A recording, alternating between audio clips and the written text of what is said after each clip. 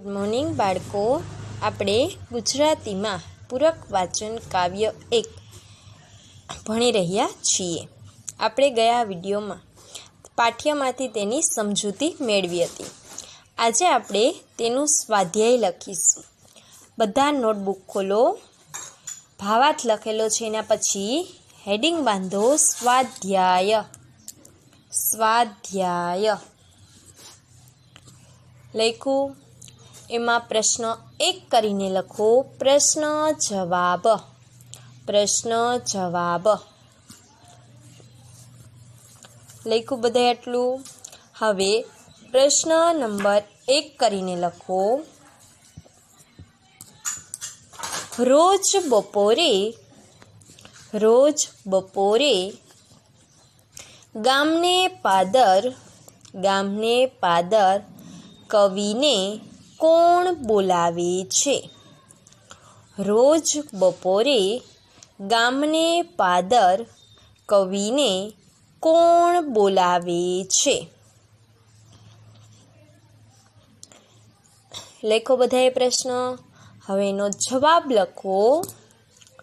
જવાબ લખો. રોજ બપોરે ગામને પાદર કવિને ઝાડની ડાળીઓ બોલાવે છે. ઝાડની ડાળીઓ બોલાવે છે. રોજ બપોરે ગામને પાદર કવિને ઝાડની ડાળીઓ બોલાવે છે.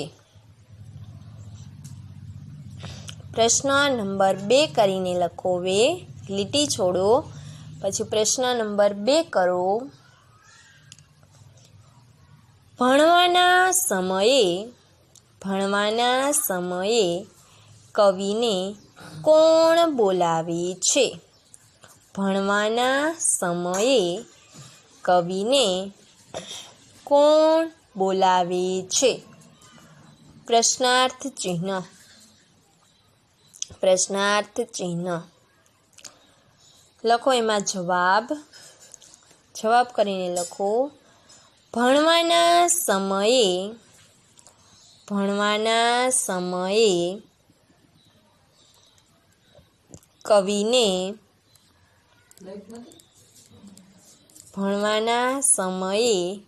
કવિને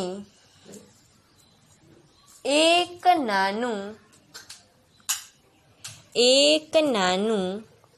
તળાવ બોલાવે છે. ભણવાના સમયે કવિને એક નાનું તળાવ બોલાવે છે. એના પછી લખો પ્રશ્ન નંબર 3. એક લીટી છોડો અને લખો પ્રશ્ન નંબર 3. કામની વેળાએ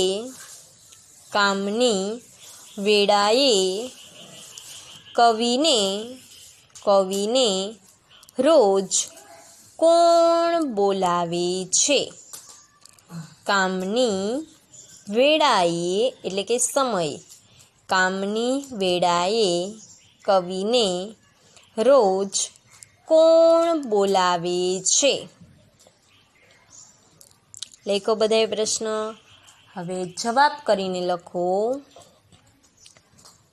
કામની વેળાએ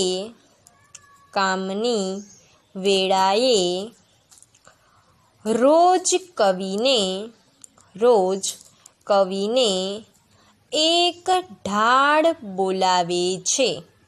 એક ઢાળ બોલાવે છે.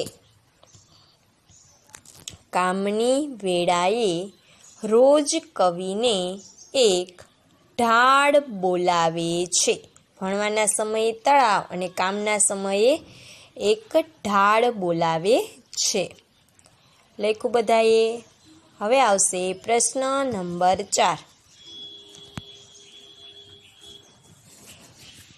લખો એમાં નાનું તળાવ નાનું તળાવ કવિને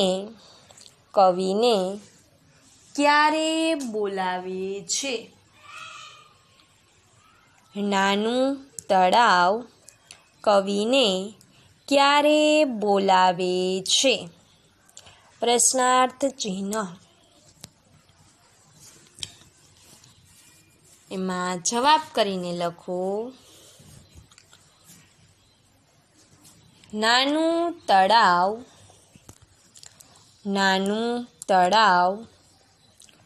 કવિને ભણવાના સમયે બોલાવે છે.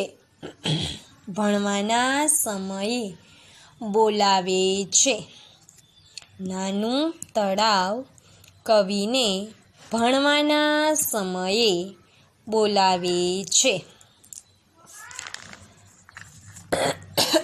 એના પછીનો પ્રશ્ન નંબર 5 કરીને લખો. દૂરની ડુંગરમાળ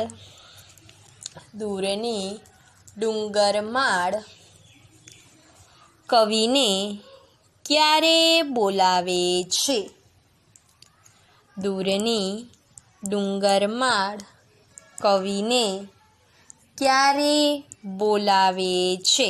પ્રશ્નાર્થ ચિહ્ન. એમાં જવાબ કરીને લખો.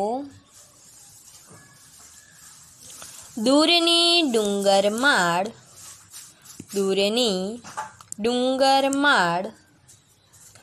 કવિને સાંજના સમયે બોલાવે છે. દૂરની ડુંગરમાળ કવિને સાંજના સમયે બોલાવે છે. લેખા બધાએ પ્રશ્ન 5. હવે આવશે પ્રશ્ન નંબર 6. લખો એમાં પ્રશ્ન 6. કવિને ઈશારો કરીને રોજ કોણ બોલાવે છે? કવિને ઈશારો કરીને રોજ કોણ બોલાવે છે? પ્રશ્નાર્થ ચિહ્ન. લખો એમાં જવાબ કરીને. આકાશ જ્યાં જમીનને અડે છે ત્યાં કોણ છુપાયું છે?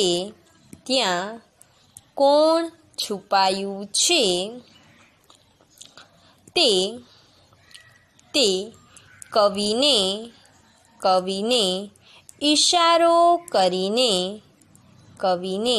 ઈશારો કરીને બોલાવે છે. ફરીથી બોલું છું. આકાશ જ્યાં જમીનને અડે છે ત્યાં કોણ છુપાયું છે? તે કવિને ઈશારો કરીને બોલાવે છે.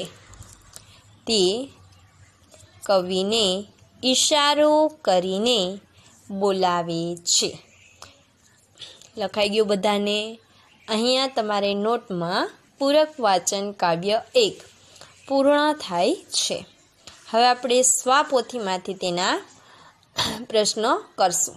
એટલે તમારે જો નીચેથી અહીંયા પ્રશ્ન 2 કરીને લખવું હોય તો તમે લખી શકો છો, અથવા અલગ જો નોટબુક્સ રાખી હોય તો અલગ નોટબુક્સમાં લખી શકો છો. એમાં આવશે પ્રશ્ન નંબર 1.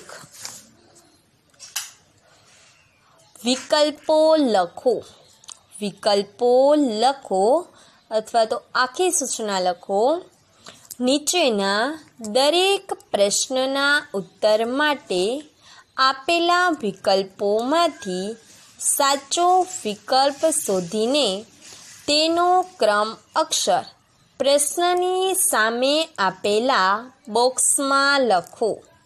સામે આપેલા બોક્સમાં લખો. એટલે કે બધાએ સૂચના ટૂંકમાં સૂચના લખી નખાય. વિકલ્પો લખો. આમાં પહેલો વિકલ્પ લખો, રોજ બપોરે ગામને પાદર કવિને કોણ બોલાવે છે? રોજ બપોરે ગામને પાદર કવિને કોણ બોલાવે છે? પ્રશ્નાર્થ ચિહ્ન. નીચે વિકલ્પો લખો. તળાવ, બ નદીની ભેખડો,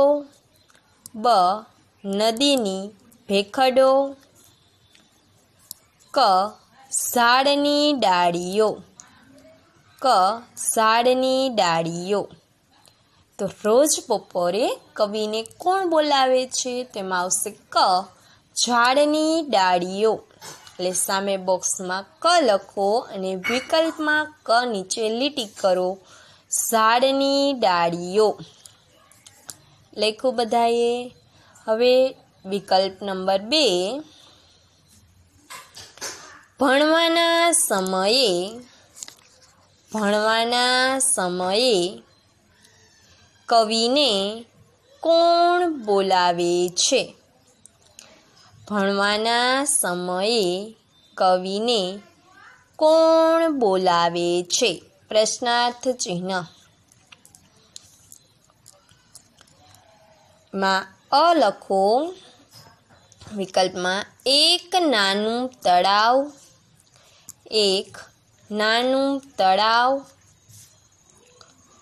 બ જંગલની કેડી,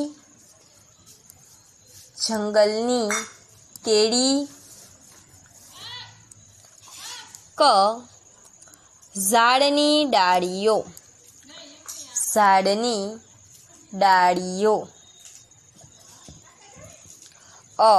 એક નાનું તળાવ, બ જંગલની કેડી, ક ઝાડની ડાળીઓ. તેમાં સાચો વિકલ્પ છે એક નાનું તળાવ. એના પછી વિકલ્પ નંબર 3, કામની વેળાએ કવિને રોજ કોણ બોલાવે છે? કામની વેળાએ કવિને રોજ કોણ બોલાવે છે? લખો એમાં વિકલ્પમાં પેલું ડુંગરમાળ, બ એક ઢાળ,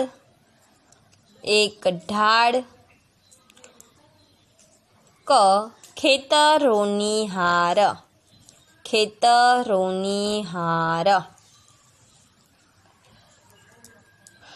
એમાં સાચો જવાબ આવશે બ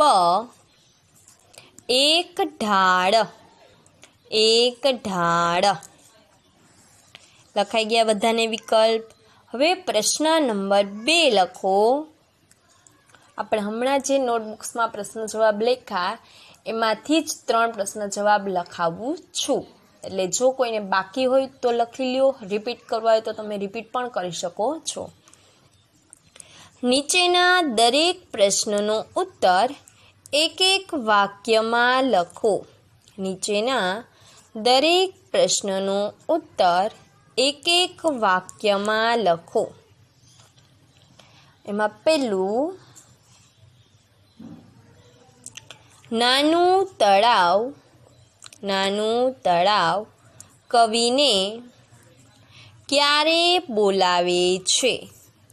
નાનું તળાવ કવિને ક્યારે બોલાવે છે?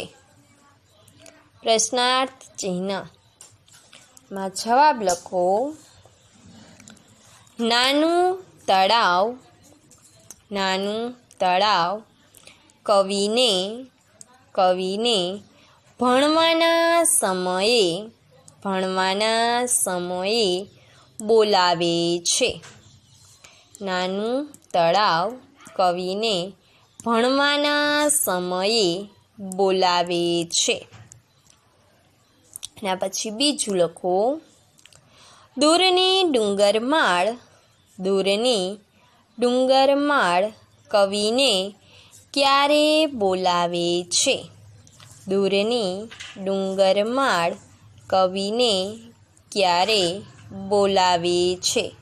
પ્રશ્નાર્થ ચિહ્નમાં જવાબ લખો. દૂરની ડુંગરમાળ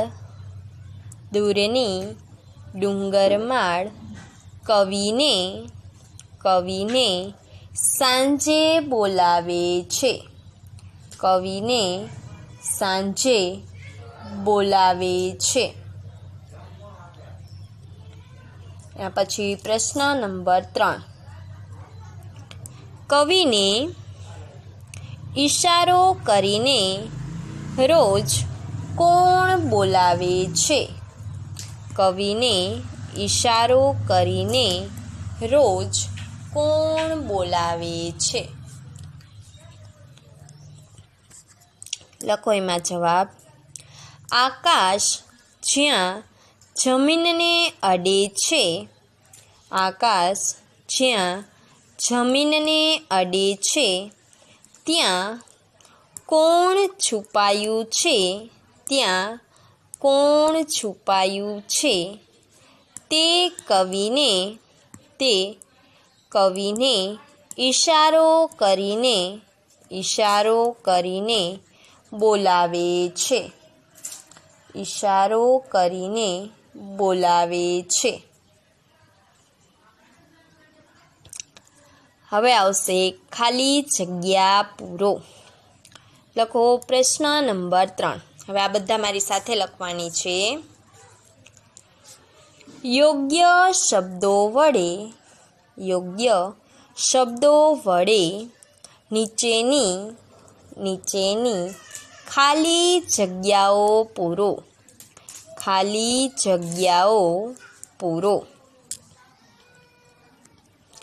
એમાં લખો પહેલી ખાલી જગ્યા. સાંજના સમયે કવિને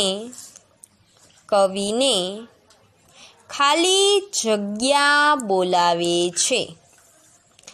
સાંજના સમયે કવિને ખાલી જગ્યા બોલાવે છે.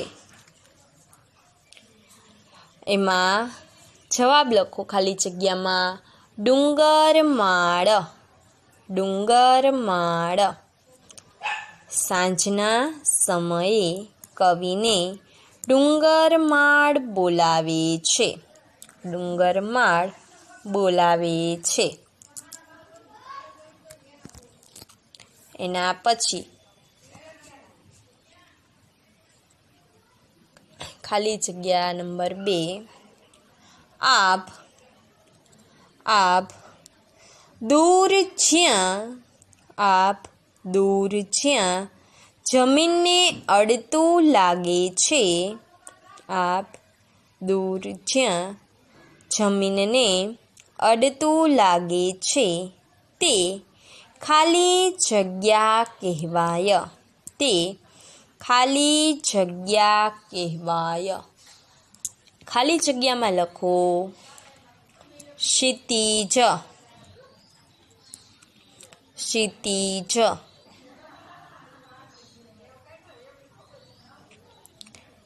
આપ દૂર જ્યાં જમીનને અડતું લાગે છે તે ક્ષિતિજ કહેવાય. તે ક્ષિતિજ કહેવાય. એના પછી 3. કવિને નદીઓની ખાલી જગ્યા બોલાવે છે. કવિને નદીઓની ખાલી જગ્યા બોલાવે છે. એમાં આવશે ભેખડ. કવિને નદીઓની ભેખડ બોલાવે છે.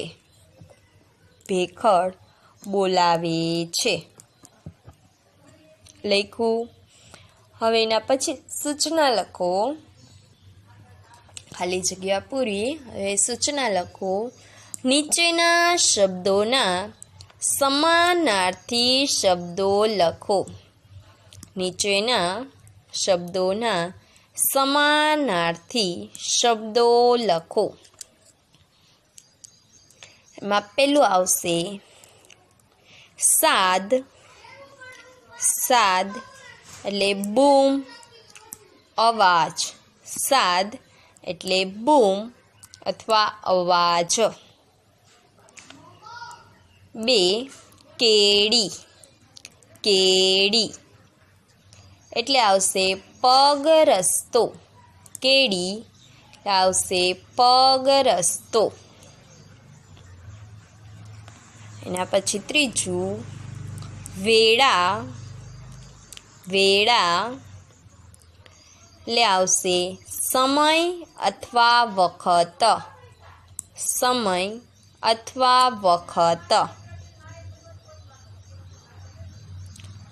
ચોથું આવશે ટાણું.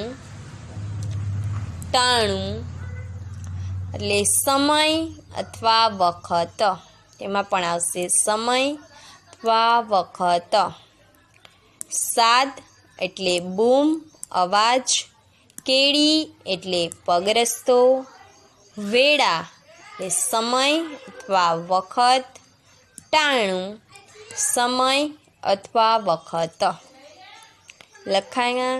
હવે આવશે પ્રશ્ન નંબર 5. નીચેના શબ્દોના વિરુદ્ધાર્થી શબ્દો લખો. નીચેના શબ્દોના વિરુદ્ધાર્થી શબ્દો લખો. એમાં પહેલું આવશે દૂર તો નજીક.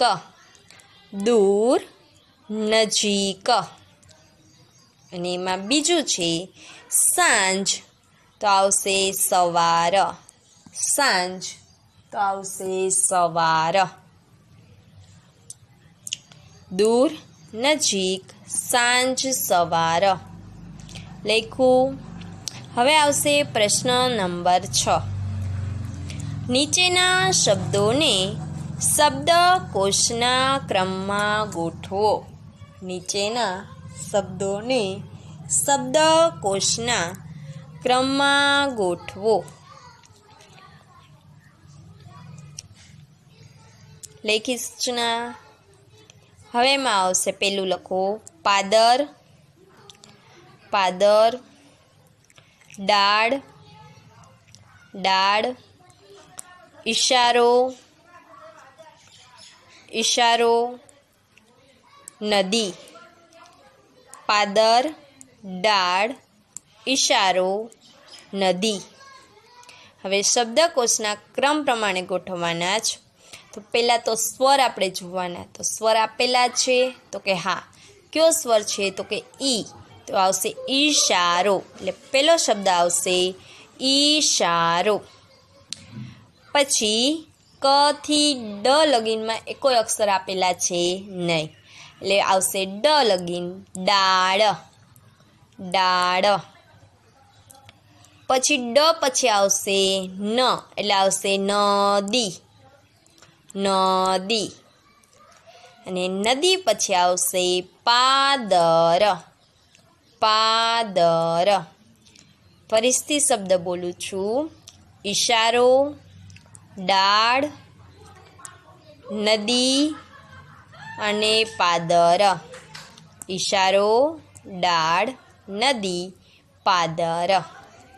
અહીંયા તમારું કાવ્ય 1 સાદ કરે છે એ પૂર્ણ થાય છે. નોટ્સ સ્વાપોથી બધામાં પૂર્ણ થાય છે. બધાને બાય બાય.